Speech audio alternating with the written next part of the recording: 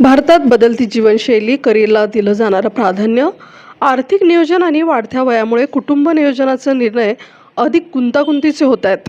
या पार्श्वभूमीवर ओएसिस फर्टिलिटीतर्फे पुण्यात जननी डायलॉग्स या सार्वजनिक हिताच्या उपक्रमाचं आयोजन करण्यात आलं.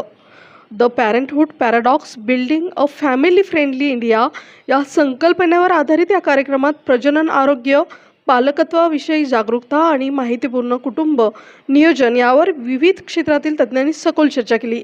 या कार्यक्रमात वैद्यकीय तज्ज्ञ, स्त्रीरोग तज्ज्ञ, मानसोपचार तज्ज्ञ, मानव संसाधन क्षेत्रातील प्रतिनिधी, सामाजिक संस्था तसेच विविध क्षेत्रातील मान्यवर सहभागी झाले. हैदराबाद येथून आयोजित राष्ट्रीय चर्चेचं थेट प्रक्षेपण पुण्यासह देशातील विविध शहरांमध्ये करण्यात आलं.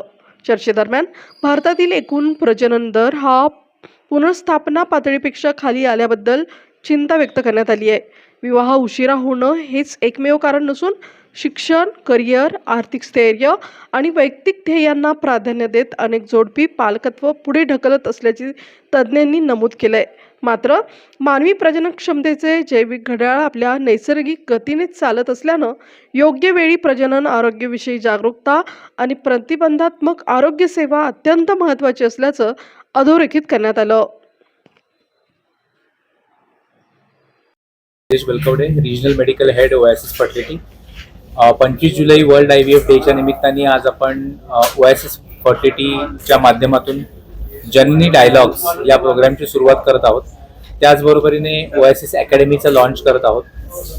आजकालच्या जीवनशैलीमध्ये इंडियामध्ये एक पॅरेंटल पॅराडॉक्स आहे की ज्यामध्ये आपण चाइल्ड बेअरिंग डिले करतोय किंवा बाळ व्हायचा आपण डिले करतोय, पण त्याचबरोबरीने आपली फर्टिलिटी कमी होत चालली. सो आपण दोन वेगवेगळ्या दिशांना धावतोय.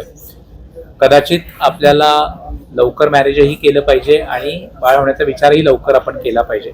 सो कदाचित ही गोष्ट प्रत्येकाला शक्य नसते आणि त्यामुळे की मला 5 वर्ष प्रेग्नन्सी डिले करायची किंवा 10 वर्ष प्रेग्नन्सी डिले करायची, मग यामध्ये माझ्यासाठी ऑप्शन्स काय आहेत. सो याबद्दल देखील हा डायलॉग असेल. या डायलॉगमध्ये आपण फक्त ट्रीटमेंट देणार नाही आहोत किंवा आपण ट्रीटमेंटबद्दल बोलणार नाही आहोत, तर आपण प्रिव्हेन्शनबद्दल पण बोलणार आहे की आपण फर्टिलिटी आपली प्रिझर्व कशी केली पाहिजे, इनफर्टिलिटीची समस्या होऊच नाही म्हणून आपण काय केलं पाहिजे, काय लाईफस्टाईल फॉलो केली पाहिजे, काय डाएट घेतला पाहिजे, एक्सरसाइज काय पाहिजे आणि आपण आपली फर्टिलिटीची टेस्टिंग कधी केली पाहिजे, टेस्टिंग केल्यानंतर आपण काय निर्णय घेतला पाहिजे, या सर्वांबद्दलची माहिती याच्यामध्ये असेल.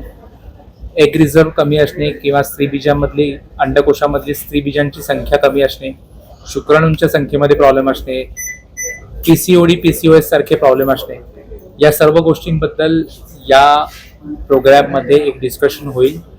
यासाठीचे हेल्पलाईन नंबर्स आमच्या वेबसाईटवरती आणि त्याचबरोबरीने हे डिस्कशन सोशल मीडियामध्ये देखील होतील. आमच्या इन्स्टा, यूट्यूब हँडल्सवरती लाईव्ह डिस्कशन्स या बाबतीत होतील. सो सर्वांनाच ॲट लार्ज याचा फायदा होईल.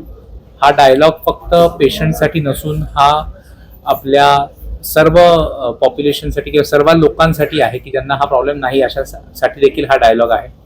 आणि त्याचबरोबरीने गायनेकॉलॉजिस्ट किंवा डॉक्टर ज्यांना फर्टिलिटीबद्दल अत्याधुनिक ज्ञान हवं आहे अशासाठी आपण ओएसिस अकॅडमी लॉन्च करतोय. ओएसिस अकॅडमी मार्फत आपण सुपर स्पेशालिटी सर्व्हिसेस किंवा सुपर स्पेशालिटी ब्रांचबद्दल त्यांना माहिती देणार आहोत आणि फर्टिलिटीचे जे नवीन नवीन पैलू आहेत जे आता करंटली खूप फास्ट ग्रोईंग ब्रांच आहे, तर त्या ब्रांचमध्ये काय रिसेंट अपडेट्स येत आहेत याबद्दलची पण आपण माहिती देणार आहोत. त्याचबरोबरीने लोक याच्यामध्ये अकॅडमीमध्ये सामील होऊन फेलोशिप्स घेऊन स्वतःची फर्टिलिटी प्रॅक्टिस देखील करू शकतील.